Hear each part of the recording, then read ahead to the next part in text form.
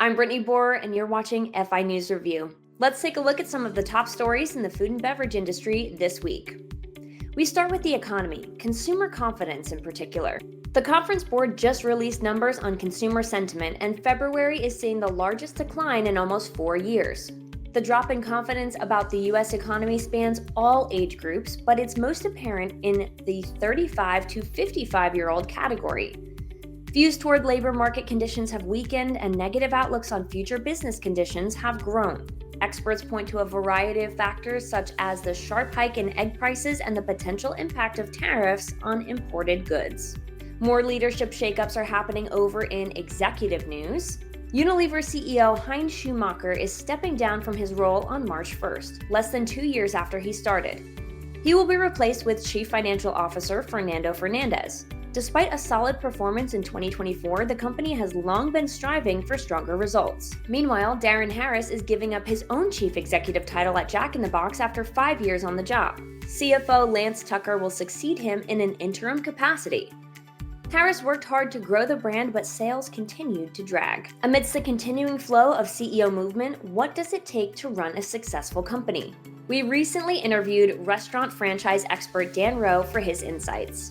Probably the most important is someone who can take a concept, make it successful, make it relevant, see a good 10-year horizon, a good credible 10-year horizon where a rising tide is going to lift a lot of boats, so that all the executives want to stay, franchisees want to keep opening up more locations.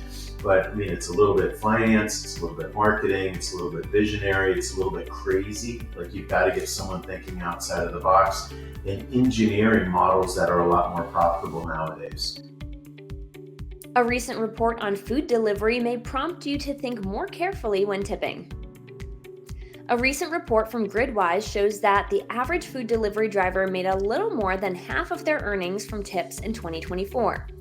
Business Insider reports that delivery pay from companies like DoorDash and Uber Eats can be as low as $2 to $3 per order. The Gridwise report also showed that tips make up about 46% of earnings for grocery delivery workers, while rideshare drivers earned about 10% of their earnings in tips.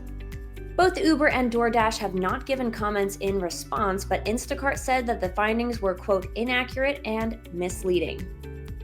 In fast food news, an already popular chicken chain is getting even more buzz.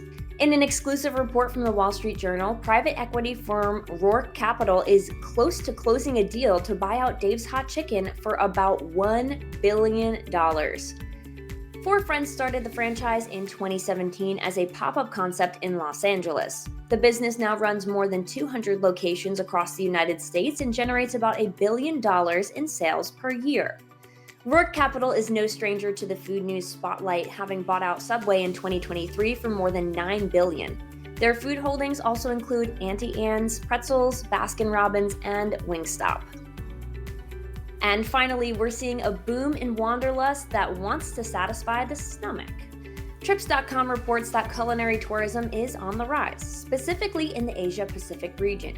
More than half of Trips.com users are looking for experiences such as food festivals in Singapore, meals at hotel restaurants in Japan and South Korea, and street food tours in Hong Kong. The survey found that social media was a big driver for these trends across all age groups, including the 65 and older category.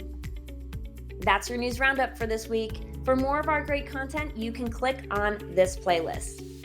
For the Food Institute, I'm 𝗟𝗶𝗱𝗲𝗏, and I'll see you again next time.